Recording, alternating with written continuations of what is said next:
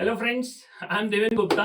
आज मैं लेकर आया हूं बजट पे जो आज 2023 का सीतारमन जी ने जो बजट अनाउंस किया है, एक छोटा सा किस्सा उसमें हम ला रहे हैं कि जो न्यू रिजीम में स्लैब रेट आया और ये जो ओल्ड रिजीम में स्लैब रेट आया, गवर्नमेंट ने यूनिफाई किया कि अब न्यू रिजीम की तरह शिफ्ट कीजिए। तो स्लैब रेट को देख लेते हैं। आइए, न्यू रिजीम में स्लैब रेट आया 0 to 3 lakhs nil, 3 to 6 lakh 5%, 6 to 9 lakhs 10%, 9 to 12 lakh 15%, 12 to 15 lakh 20% and more than 15 lakh 30%।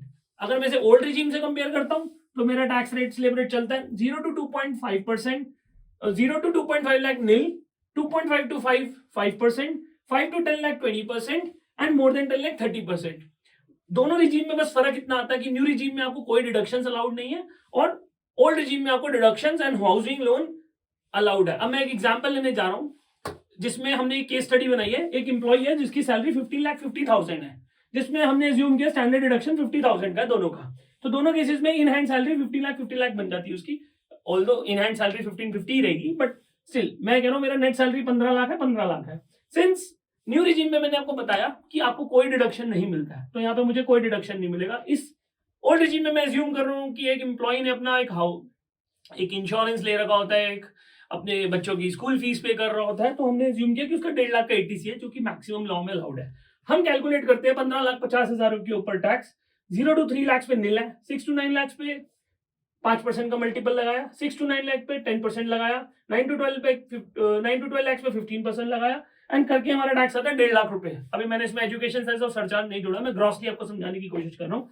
Same way मैंने यही मॉडल ओल्ड रिजीम से निकाला तो मेरा टैक्स आता है 2,17,500 रुपए।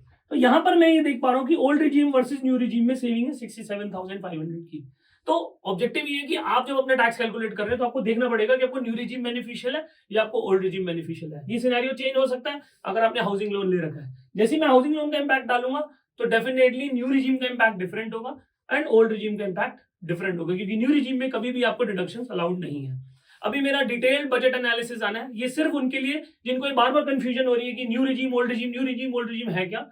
Bye default government is promoting new regime because they don't want to get into the कि आपने कितने का डिडक्शन लिया हुआ है, आपने कहां इन्वेस्टमेंट की हुई है, वो गवर्नमेंट के लिए प्रॉब्लम क्रिएट कर रहा है। Government want simplified version, new regime, ये स्लैब रेट टैक्स पे करो, game over. Thank you. If you have any concern please put on the comment box.